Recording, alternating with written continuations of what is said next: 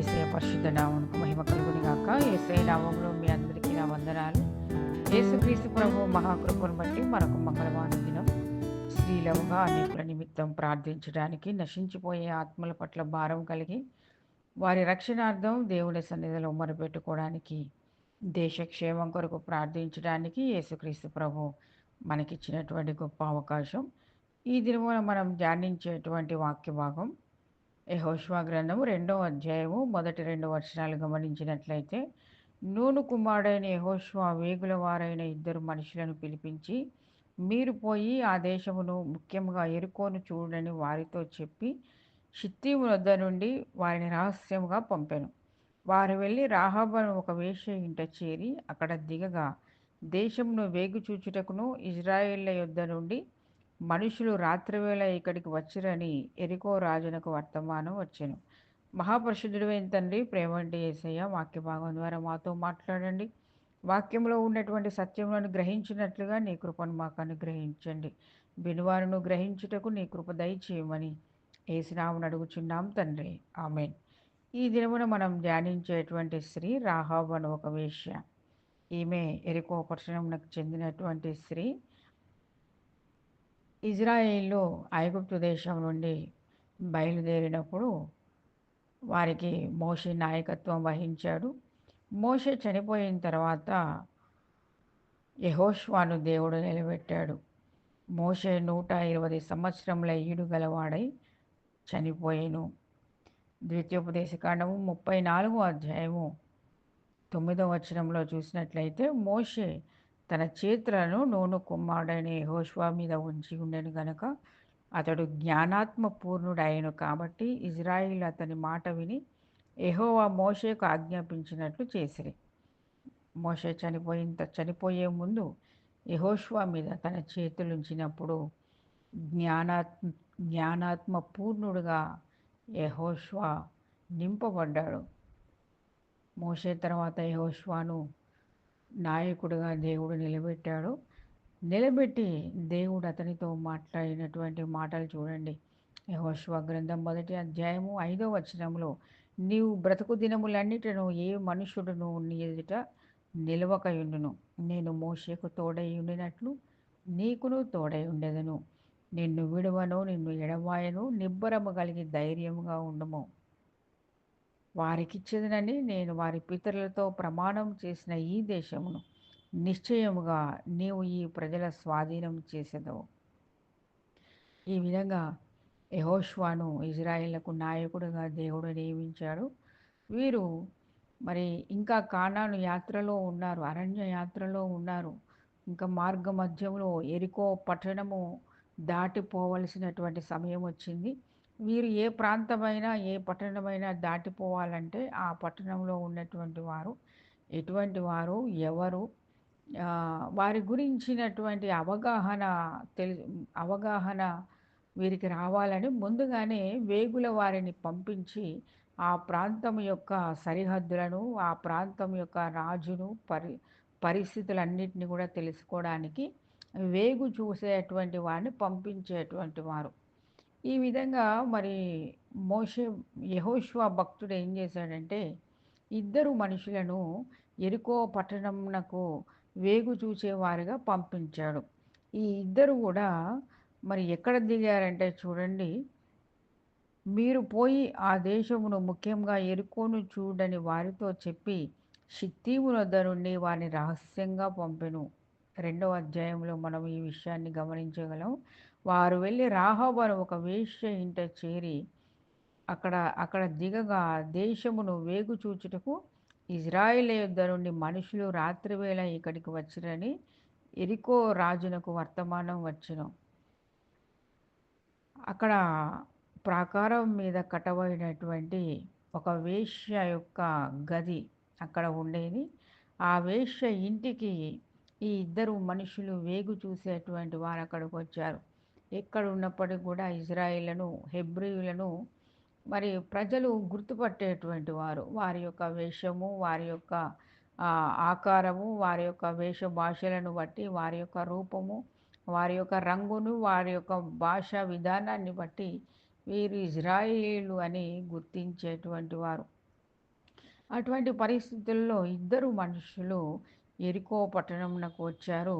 షిత్తీములో దిగి వారు వేగు చూడడానికి రహస్యముగా ఎరుకో ఎరికోను వేగు చూడడానికి వారు షిత్తీము వద్ద నుండి ఆ ఆ పట్టణంలోకి వారు ప్రవేశించారు. ఎవరి దగ్గరికి ప్రవేశించారంటే మొట్టమొదటగా మరి రాహాబ్ అనేటువంటి వేశ్య ఇంట వారు చేరారు. వేశ్య ఇంటికి నానా రకములైనటువంటి దేశాల నుండి మరి ఎవరు పడితే వారు మరి ఒక వేశ్య అన్నప్పుడు వారు ఎక్కడి వారైనా ఎటువంటి వారైనా మరి అక్కడికి రావచ్చు. అక్కడ ఎన్ని రోజులైనా ఉండి వారు వెళ్ళొచ్చు. అది వారి ఇష్టాన్ని బట్టి ఉంటుంది కాబట్టి వేశ్య దగ్గరికి వచ్చినట్లయితే ఎవరు కూడా వారిని పట్టించుకోరు, గుర్తుపట్టరు అనుకున్నారు వీళ్ళు. వేశ్య ఇంటికి వచ్చినప్పుడు ఈ వేశ్య రాహాబ్ అనేటువంటి వేశ్య వీరిని గుర్తుపట్టింది. వీరు హెబ్రీయులు, వీరు ఇజ్రాయిల్ అని ఆమె గుర్తుపట్టింది. గుర్తుపట్టి మరి వారిని ఆహ్వానించింది ఆమె. చూడండి 3వ వచనంలో. 2వ వచనం చూసినట్లయితే, దేశమును వేగు చూచుటకు ఇజ్రాయేల్ యొద్ద నుండి మనుషులు రాత్రి వేళ ఇక్కడికి వచ్చిరని యెరికో రాజునకు వర్తమానం వచ్చెను. అక్కడ నుండి ఇజ్రాయేల్ ఇద్దరు మనుషులు అక్కడికి వచ్చారనే విషయం అప్పటికే యెరికో రాజునకు వార్త అందింది. అక్కడికి వాళ్ళు దిగారు అంటే అర్థం ఏంటంటే ఈ పట్టణమును వేగు చూడడానికి వచ్చారు అని వారికి అర్థమైపోయింది. వెంటనే రాజునకు వర్తమానం అందింది. రాజు దగ్గర నుండి మరి ఇద్దరు మనుషులు ఇక్కడికి వచ్చారని వార్త తెలవంగానే రాజు దగ్గర నుండి మనుషులు వచ్చారు. వారెవరు ఏంటి అని వెంటనే మరి వెతుక్కుంటూ రావడానికి ఈ వేశ్య ఇంటికి ప్రవేశించారు. అప్పుడు ఆమె రాహాబ్ అనేటువంటి ఈ వేశ్యను మనం ఎందుకు జ్ఞాపకం చేసుకుంటున్నామంటే ఆమె ఇజ్రాయిళ్లను దేవుని బిడ్డలుగా గుర్తించింది. ఇజ్రాయిళ్ల దేవుడు గొప్ప దేవుడని ఆమె గ్రహించింది. ఇజ్రాయేలు ఈ పట్టణంలోనికి వచ్చారు అంటే ఈ పట్టణము ఖచ్చితంగా ఈ ఇజ్రాయేళ్ల దేవుడు వీరికి దానిని అనుగ్రహిస్తాడు. ఈ పట్టణాన్ని వారు జయిస్తాడు. ఎందుకంటే వారి దేవుడు గొప్ప దేవుడు అని ఈమె గ్రహించింది. చూడండి 3వ వచనంలో, అతడు నీ యొద్దకు వచ్చి నీ ఇంట చేరిన ఆ మనుషులను వెలుపలకు తీసుకొని రమ్ము. వారు ఈ దేశమంతటిని వేగు చూచుటకై వచ్చిరని చెప్పుటకు రాహాబు వద్దకు మనుషులను పంపగా ఆ స్త్రీ ఆ ఇద్దరు మనుషులను తోడుకొని వారిని దాచిపెట్టి, మనుషులు నా యొద్దకు వచ్చిన మాట నిజమే, వారెక్కడి నుండి వచ్చిరో నేను ఎరుగను. చీకటి పడుచుండగా గవని వేయబడు వేళను ఆ మనుషులు వెలుపలికి వెళ్ళిరి. వారెక్కడికి పోయిరో నేనెరుగను. మీరు వారిని శీఘ్రముగా తరిమిత్రా పట్టుకొందురు. చూసారా? ఈ వేశ్య యొక్క గొప్పతనం ఏంటంటే దేవుని బిడ్డలను రహస్యంగా దాచిపెట్టేసింది. దేవుని బిడ్డల ఆచూకీని వారికి తెలియనీయలేదు. యెరికో పట్టణము మరి ఎంత బలమైన పట్టణముగా, ఎంత బలిష్టమైనటువంటి ప్రాకారమును వారు నిర్మించుకున్నారంటే చూడండి వారు ఏ విధంగా నిర్మించుకున్నారంటే అదే యెహోషువ గ్రంథము 6వ అధ్యాయము 1వ వచనములో, ఆ కాలమున ఇజ్రాయేళ్ల భయము చేత ఎవడునూ వెలుపలకు పోకుండాను లోపలికి రాకుండాను యెరికో పట్టణ ద్వారము గట్టిగా మూసి ఉండెను. ఈ విధంగా మరి వారు కట్టుకున్నారు. బలమైనటువంటి ప్రాకారమును కట్టుకున్నారు. ఎవరునూ లోనకు రాకుండా, మరి లోపల నుండి ఎవరునూ బయటికి వెళ్ళకుండా యెరికో పట్టణ ద్వారమును గట్టిగా మూసి ఉండెను. మరి బలమైనటువంటి ప్రాకారమును వారు కట్టుకున్నారు.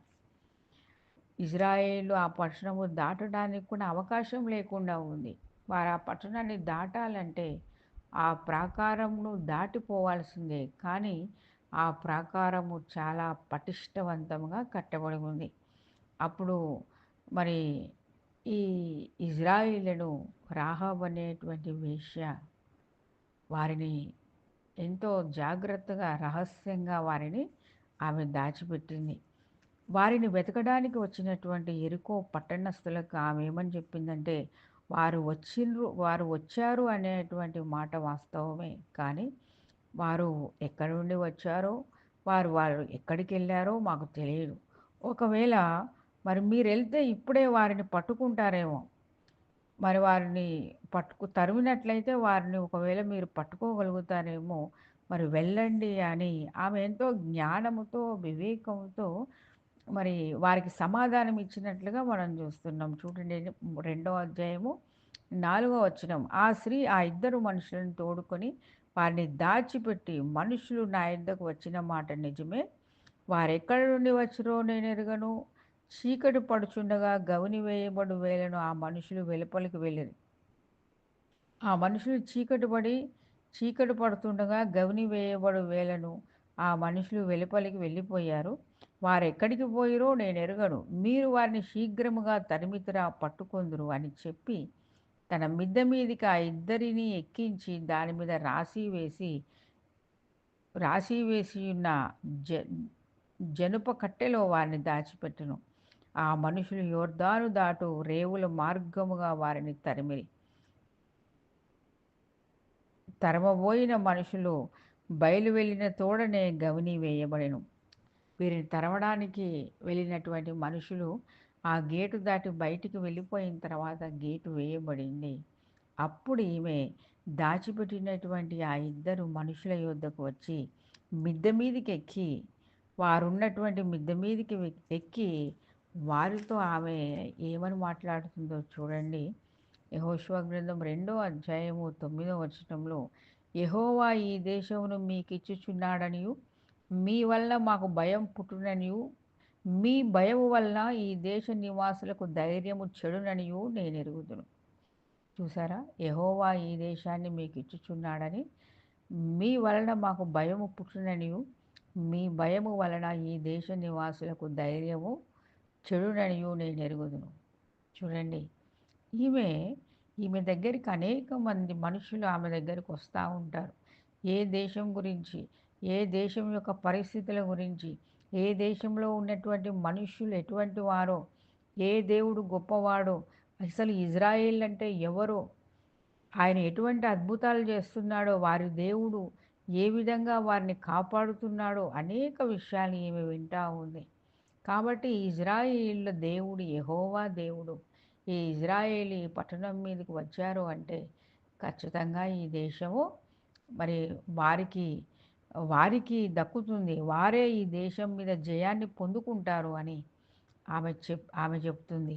ఇంకా ఏమంటుందంటే 10వ వచనంలో, మీరు ఐగుప్తు దేశంలో నుండి వచ్చినప్పుడు మీ ఎదుట యెహోవా ఎర్ర సముద్రపు నీరుని ఎలాగూ ఆరిపోజేసెనో, యొర్దాను తీరముననున్న అమోరీయుల ఇద్దరు రాజులైన సీహోనుకును ఓగునకును మీరేమి చేసితిరో, అనగా మీరు వారిని ఎలాగూ నిర్మూలము చేసితిరో ఆ సంగతి మేము వింటిమి. యేసయ్య పరిశుద్ధ నామమునకు మహిమ కలుగును గాక. ఎర్ర సముద్రమును ఏ విధంగా పాయలు చేశాడో యెహోవా దేవుడు, గొప్ప రాజులైనటువంటి సీహోను ఓగును ఏ విధంగా ఆయన సంహరించాడో మేము కన్నులారా మరి మేము చెవులారా విన్నాం. మీ దేవుడు ఎంత గొప్ప దేవుడో, ఏ విధంగా గొప్ప కార్యాలు జరిగించాడో మరి చెప్తున్నప్పుడు మేము వింటుంటే మా గుండెలు పగిలిపోయాయి. మా ధైర్యం చెడిపోయింది. మేము మీ గురించి విన్నప్పుడు ఇజ్రాయేళ్లకు భయపడి మరి యెరికో వారి పట్టణాన్ని ఎంత పటిష్టంగా కట్టుకున్నారంటే ఎవరు కూడా దాన్ని కూల్చలేరు. అంత పటిష్టంగా వారు కట్టుకున్నారు. చూడండి, నిర్గమకాండము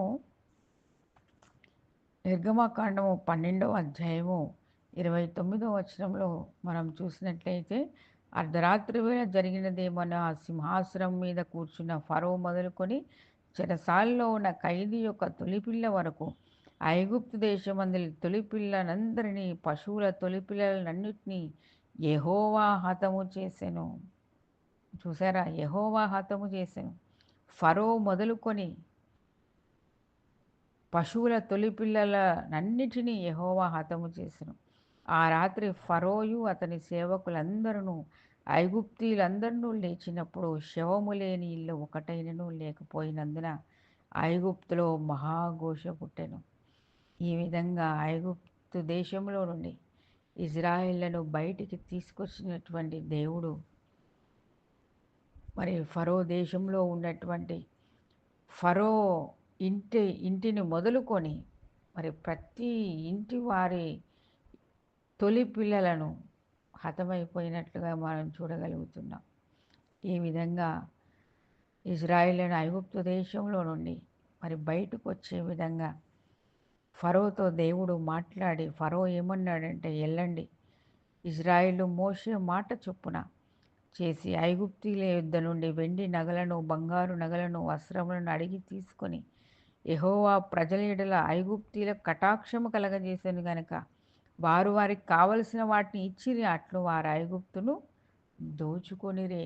వారు బయలుదేరడం మాత్రమే కాదు, ఐగుప్తు దేశంలో ఉన్నటువంటి స్త్రీల దగ్గర ఉన్నటువంటి బంగారు నగలను ఆ విధంగా వారు దోచుకొని బయటికి వచ్చేసారు. బంగారు నగలను, వెండి నగలను, వస్త్రములను అడిగి తీసుకొని, ఎందుకంటే అది ఇజ్రాయేళ్ల కష్టార్జితం, ఇజ్రాయేలు చేసినటువంటి వెట్టి చాకిరి, వారు చేసినటువంటి పనికి ప్రతిఫలంగా దేవుడు ఏం చేశాడంటే వారి దగ్గర ఉన్నటువంటి బంగారు నగలను, వారి దగ్గర ఉన్నటువంటి వెండి నగలను, వారి దగ్గర ఉన్నటువంటి విలువైనటువంటి వస్త్రములను మరి తీసుకొని మీరు బయలుదేరండి అన్నప్పుడు వారి దగ్గర నుండి వాటన్నిటిని తీసుకొని వాటన్నిటిని దోచుకొని వారు బయలు వెళ్ళారు. వెళ్తున్నప్పుడు మార్గ మధ్యంలో ఎర్ర సముద్రము వారికి అడ్డుగా వచ్చినప్పుడు మోషేను దేవుడు ఏం చేశాడంటే నీ చేతిని చాపమన్నాడు. చూడండి 14వ అధ్యాయం నిర్గమాకాండం 15వ వచనంలో, అంతలో యెహోవా మోషేతో, నీవేళ నాకు మొరపెట్టుచున్నావు, సాగిపోవుడి అని ఇజ్రాయేళ్లతో చెప్పుము. నీవు నీ కర్రను ఎత్తి ఆ సముద్రం వైపు నీ చెయ్యి చాపి దాని పాయలుగా చేయుము.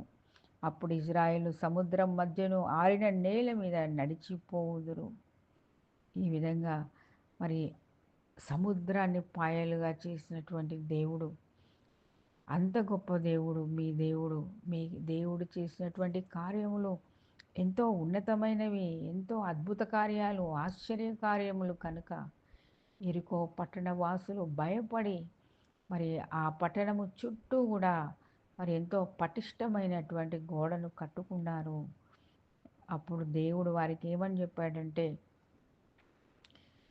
ఇజ్రాయేలు మరి ఆ మార్గంన వెళ్ళకుండా ఆ పట్టణమును దాటిపోకుండా గొప్ప ప్రాకారాన్ని వాళ్ళు కట్టుకున్నారు.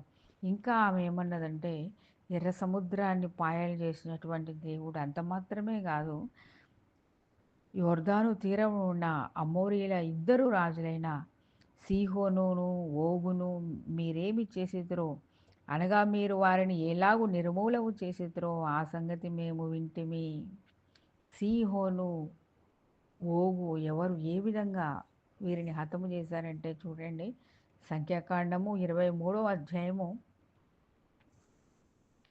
సంఖ్యాకాండము 21వ అధ్యాయంలో వ్రాయబడింది 21వ వచనంలో, ఇజ్రాయేలు అమోరీల రాజైన సీహోను వద్దకు దూతలను పంపి, మమ్మును నీ దేశంలో నుండి బయటకు పోనిమ్ము, బయటికి వెళ్ళనిమ్ము, మేము పొలములకైనను ద్రాక్ష తోటలకైనను పోము, బావుల నీళ్లు త్రాగము, మేము నీ పొలిమేరలను దాటు వరకు రాజమార్గములలోనే నడిచిపోదుమని అతనితో చెప్పిరి. అయితే సీహోను ఇజ్రాయేలు తమ పొలిమేరలను దాటనీయలేదు.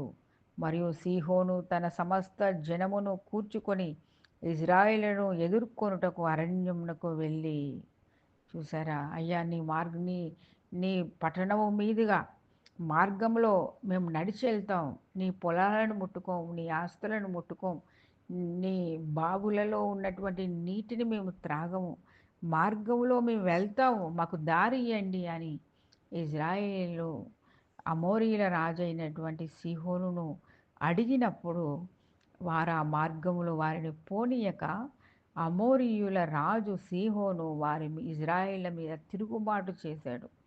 తిరుగుబాటు చేసినందున మరి ఇజ్రాయేలు అమోరీయుల రాజును సంహరించినట్లుగా మనం ఇక్కడ చూడగలం. చూడండి 24వ వచనం, ఇజ్రాయేలు వారిని కత్తివాత హతము చేసి వాని దేశమును అర్నోను మొదలుకొని యబ్బోకు వరకు అనగా అమ్మోనీల దేశం వరకు స్వాధీనపరచుకొని అమ్మోనీయుల పొలిమేర దుర్గమైనది దుర్గమమైనది అయినను ఇజ్రాయేలు ఆ పట్టణములన్నిటినీ పట్టుకొని ఇజ్రాయేలీలు అమోరీయుల పట్టణములన్నిటిలోను హెష్బోనులోను దాని పల్లెలన్నిటిలోనూ దిగిరి. చూడండి, మర్యాదగా అడిగారు, మేము ఈ మార్గంలో నుండి వెళ్తాం, మాకు దారి ఇవ్వండి, మీకు సంబంధించినవి మేము ఏది కూడా ముట్టుకోము. వారు ఏం చేశారంటే తిరుగుబాటు చేశారు. ఎందుకంటే ఇజ్రాయేళ్ళు కొన్ని వేల మంది, లక్షల మంది జన సమూహము వెళ్తున్నప్పుడు మరి ఆ మార్గంలో వెళ్ళేటప్పుడు వారికి దారి ఇవ్వడానికి వారు అంగీకరించలేదు. అప్పుడు వారు యుద్ధము చేసినప్పుడు వారు ఓడిపోయారు. అమోరీయుల రాజైన సీహోను బలమైనటువంటి రాజు. మరి 20 లక్షల జనాభా మీద ఆయన తిరుగుబాటు చేశాడంటే ఆయన ఎంత గొప్ప రాజై ఉంటే ఆయన తిరుగుబాటు చేయాలి చూడండి. సీహోను రాజు, అమోరీయుల రాజు తిరుగుబాటు చేసినప్పుడు అమోరీయులు ఓడిపోయారు. దుర్గమమైపోయింది ఆ పట్టణం అంతా కూడా. అదేవిధంగా చూడండి, ఓగు రాజు, అమోరీయుల రాజు మరి చనిపోయాడు. ఆ దేశాన్ని పట్టుకున్నారు. తర్వాత ఓగు రాజు చూడండి, 31వ వచనం, 21వ అధ్యాయము సంఖ్యాకాండము 31వ వచనం. అట్లా ఇజ్రాయేలు అమోరీయుల దేశంలో దిగిరి మరియు ఎజేరు దేశమును సంచరించి చూచుటకై మోషే మనుషులను పంపగా వారు దాని గ్రామములను వశము చేసుకొని అక్కడ నుండి అమోరీయులను తోలివేసిరి. వారు తిరిగి బాషాను మార్గముగా వెళ్ళినప్పుడు బాషాను రాజైన ఓగును అతని సమస్త జనమును ఎద్రెయిలో యుద్ధము చేయుటకును వారిని ఎదుర్కొన బయలుదేరగా యెహోవా మోషేతో ఇట్లనెను, అతనికి భయపడకుము, నేను అతనిని అతని సమస్త జనమును అతని దేశంలోను నీ చేతికి అప్పగించితిని. నీవు హెష్బోనులో నివసించిన అమోరీయుల రాజైన సీహోనుకు చేసినట్లు ఇతనికి నీ చేయుదువు. కాబట్టి వారు అతనిని అతని కుమారులలో అతనికి ఒక్కడైనను శేషించకుండా అతని సమస్త జనమును హతము చేసి అతని దేశమును స్వాధీనపరుచుకొనిరి. ఈ విధంగా అమోరీయుల రాజు అయినటువంటి సీహోను బాషాను రాజైన ఓగును హతము చేశారు. అందుకనే ఈ రాహాబు అనేటువంటి వేశ్య చెప్తుంది, ఇజ్రాయేళ్ల దేవుడు ఎంత గొప్పవాడు, ఎర్ర సముద్రమును ఆయన పాయలుగా చేశాడు. బలమైనటువంటి రాజులు సీహోను ఓగును ఏ విధంగా సంహరించారో మేము చూసాం. మీ గురించి మేము విన్నప్పుడు మాకు ధైర్యం చెడిపోయింది. అయితే నేను మిమ్మల్ని ఒక మనవి చేసుకుంటున్నా అని వారిద్దరితో మాట్లాడుతుంది. మిద్దె మీదకెక్కి రహస్యంగా వారితో మాట్లాడుతుంది. చూడండి, యెహోషువ గ్రంథము 2వ అధ్యాయము 12వ వచనం. నేను మీకు ఉపకారం చేసి తిని గనుక మీకును నా తండ్రి ఇంటికి ఉపకారం చేసి నాకు నిజమైన ఆనవాలు ఇచ్చి నా తండ్రియు నా తల్లియు మా అన్నదమ్ములను అక్క చెల్లెలను వారికి కలిగి ఉన్న వారందరూ చావకుండా బ్రతుకున్నట్లు రక్షించున్నట్లుగా దయచేసి యెహోవా తోడని ప్రమాణం చేయుడైను. అందుకు ఆ మనుషులు ఆమెతో నీవు మా సంగతి వెల్లడి చేయని ఎడల మీరు చావకుండునట్లు మీ ప్రాణములకు బదులుగా మా ప్రాణములను ఇచ్చేదము. యెహోవా ఈ దేశమును మీకిచ్చినప్పుడు నిజముగా మేము నీకు ఉపకారం చేసేదమనిరి.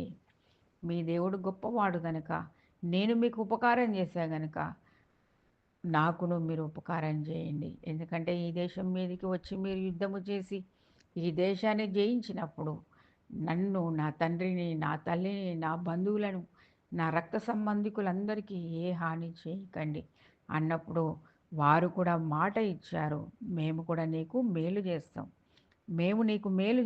అయితే ఆ మనుషులు ఆమెతో ఒక మాట అన్నారు చూడండి, మీరు చావకుండునట్లు 14వ వచనంలో. అందుకు ఆ మనుషులు ఆమెతో నీవు మా సంగతి వెల్లడి చేయని ఎడల మీరు చావకుండునట్లు మీ ప్రాణములకు బదులుగా మా ప్రాణములు ఇచ్చెదము. యెహోవా ఈ దేశమును మీకు ఇచ్చినప్పుడు నిజముగా మేము నీకు ఉపకారము చేసేదమనిరి. ఆమె ఇల్లు పట్టణపు ప్రాకారం మీద ఉండెను. ఆమె ప్రాకారం మీద నివసించినది గనుక త్రాడు వేసి కిటికీ ద్వారా వారిని దింపివేసెను. ఈ విధంగా వారు ఒడంబడిక చేసుకున్నారు. అప్పుడు వారేమంటారంటే, మేము ఒకవేళ ఈ పట్టణం మీదకి వచ్చి యుద్ధము చేసి, మేము జయించి ఒకవేళ మిమ్మల్ని కూడా మేము చంపేస్తామేమో మాకు తెలియదు గనక, ప్రాకారం మీద మిద్దె మీద ఉన్నటువంటి నీ ఇంటి కిటికీకి ఒక ఊదా రంగు దారాన్ని నువ్వు కట్టుకోమని మరి వారు ఎర్రని దారము నీ కిటికీకి కట్టుకొని నీ అన్నదమ్ములను, అక్కచెల్లెలను, నీ రక్త సంబంధికులను, నీకు సంబంధించిన ప్రతి వారిని నీ ఇంట చేర్చుకో.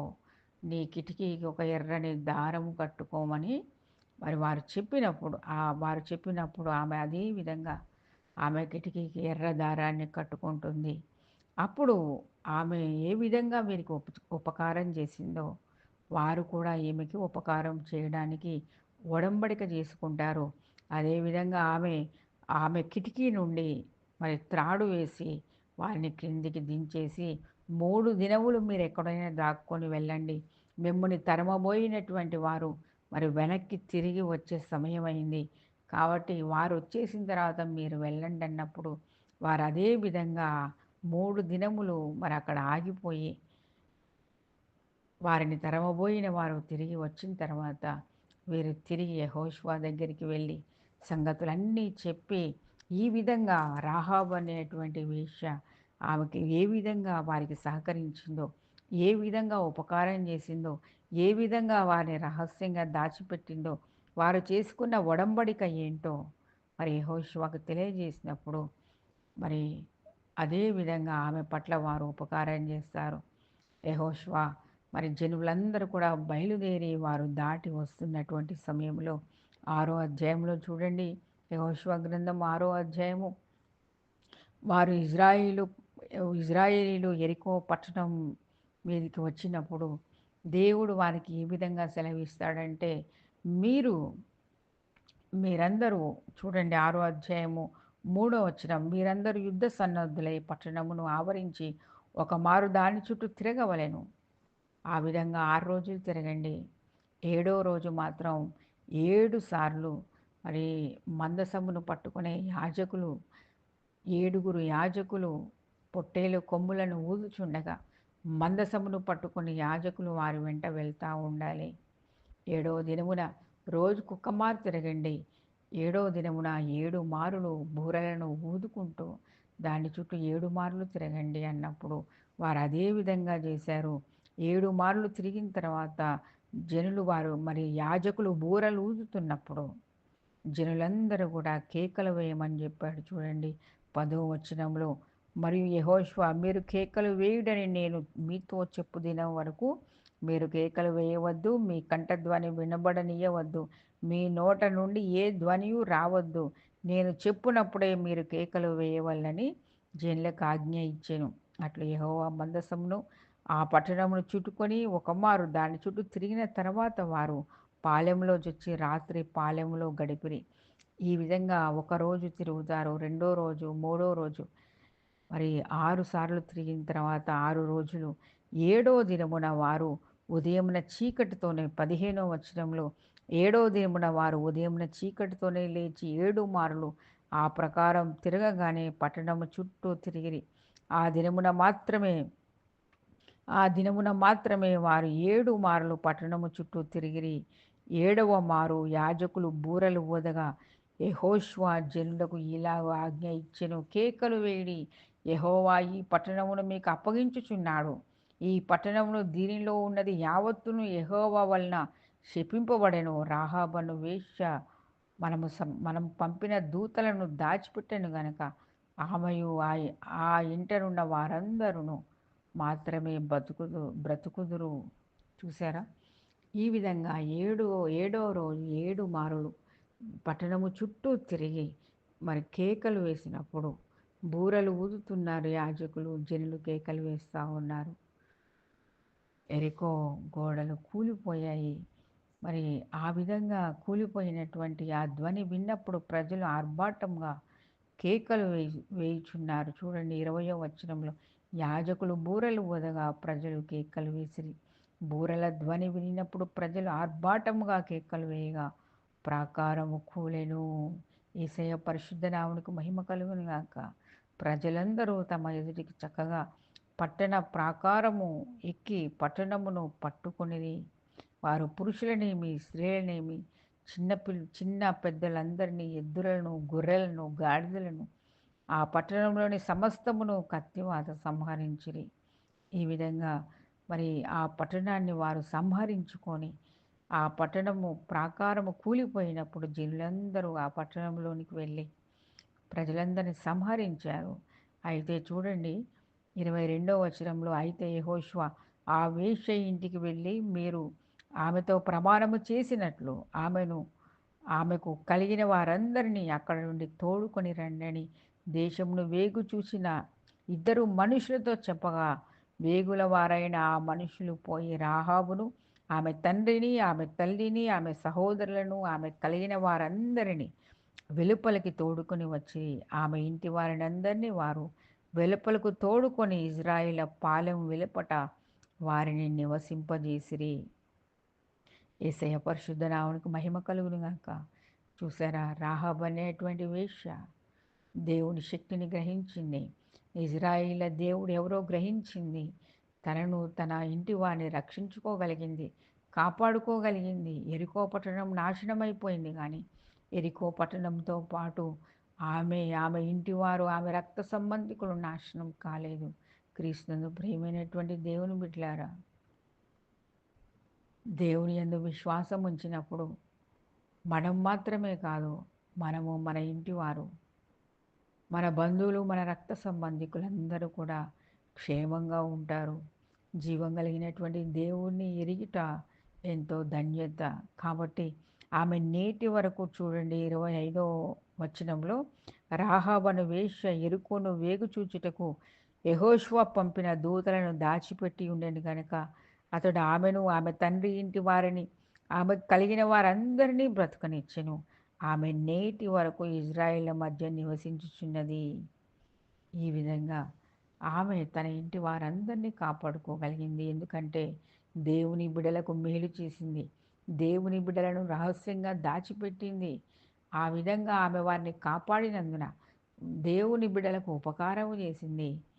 అందుకనే ఆమె కూడా ఉపకారాన్ని పొందుకోగలిగింది. కాబట్టి మనం ఇతరులకు ఉపకారం చేసినప్పుడు, దేవుని బిడలకు మనం మేలు చేసినప్పుడు, దేవుని బిడలకు సహాయం చేసినప్పుడు దేవుడు మనకి సహాయం చేస్తాడని మనం మర్చిపోకూడదు. కాబట్టి రాహాబ్ అనేటువంటి వేశ్య ద్వారా ఈ దినమున మనం నేర్చుకోవాల్సింది ఏంటంటే, దేవుని బిడలకు మనం మేలు చేయాలి, దేవుని బిడ్డలను మనం ఆదుకోవాలి, దేవుని బిడ్డలకు ఉపకారం చేయాలి. మనము కూడా అటువంటి ఉపకారాన్ని మనం పొందుకుంటాం. అటువంటి గొప్ప కృప ప్రభువైన యేసుక్రీస్తు ప్రభు మనందరికీ అనుగ్రహించును గాక. ఆమేన్, ఆమేన్.